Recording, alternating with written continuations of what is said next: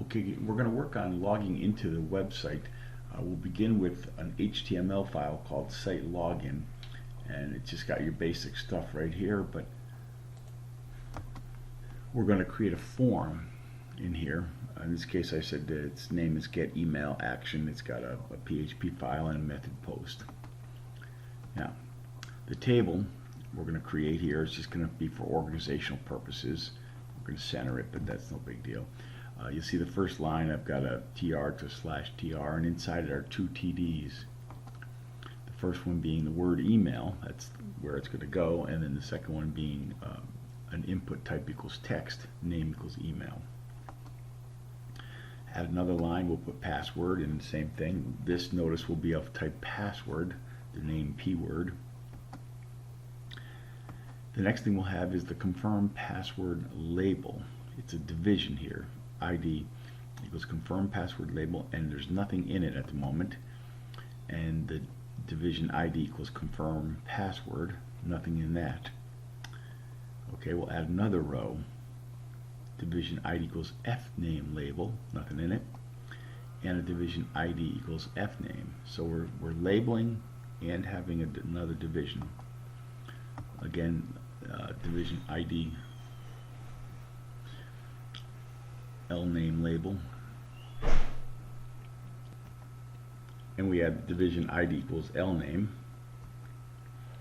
Another row here is going to have a column span of 2, and what I'm going to do is put a checkbox here. Name new account, ID new account, I'm a new user is what it's going to say.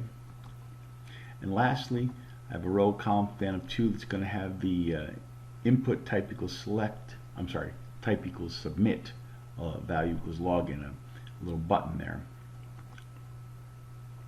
Now I'm going to move over the method equals post because I got to put something else inside of here. That's on submit validate this. I want to create a JavaScript function called validate. It's going to send this, which is the whole form. So when I create that function, I'm going to begin assuming the form is not valid, valid equals false, and then I'm going to set up a valid email string here, and I'll explain more about that in a few minutes, but that string you can get off the internet.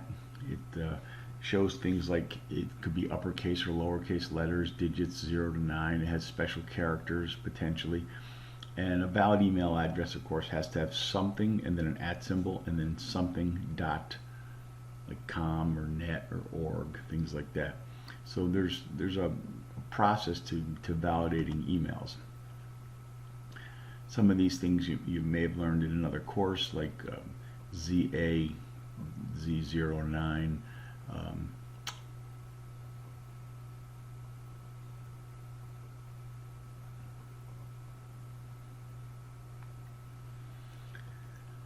the star matches a previous character 0 or more times, things like that. These are part of the regular expressions.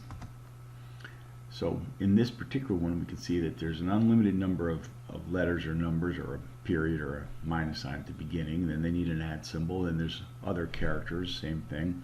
And then it does need a period, and then 2 to 4 characters for the letters or numbers. That's the .com, .us, .info, things like that.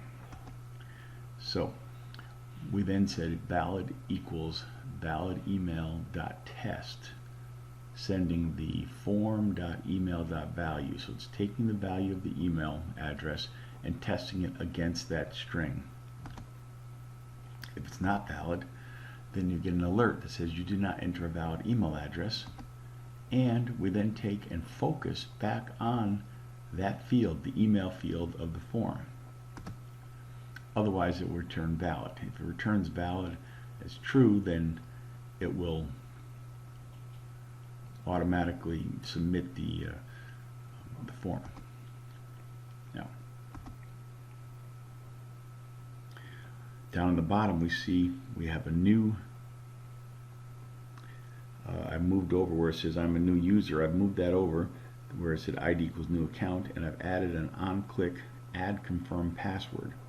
What this is going to do is, if you're a new user, it will then, when you click on that little checkbox, it will run the add confirm password. Now of course when you click on it the first time, if you become a new user, And if you click on it a second time, you are taking off that new user. So let's take a look at this. Function add confirm password. First thing I'm going to do is get a variable called what to do, which is document.getElement by ID new account. So it gets that checkbox.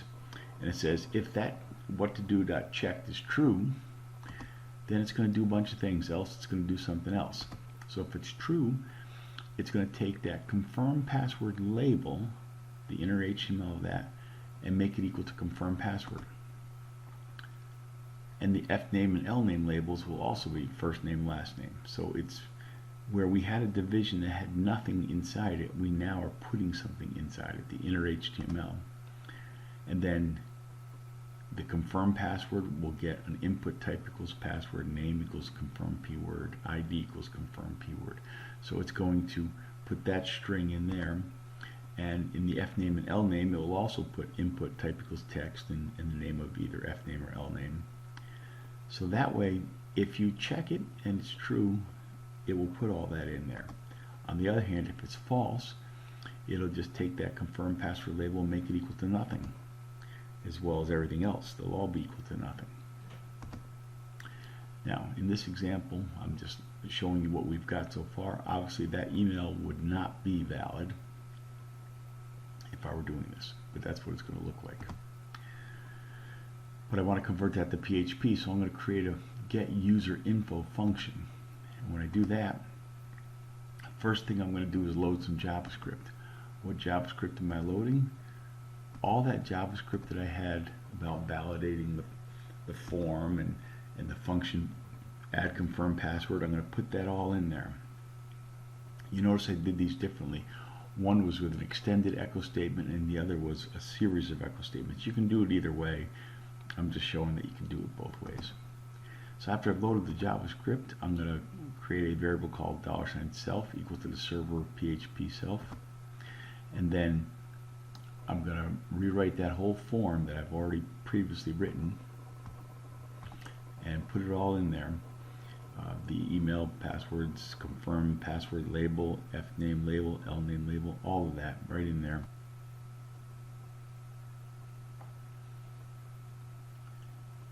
And that way the get user function actually loads the JavaScript and then loads the form.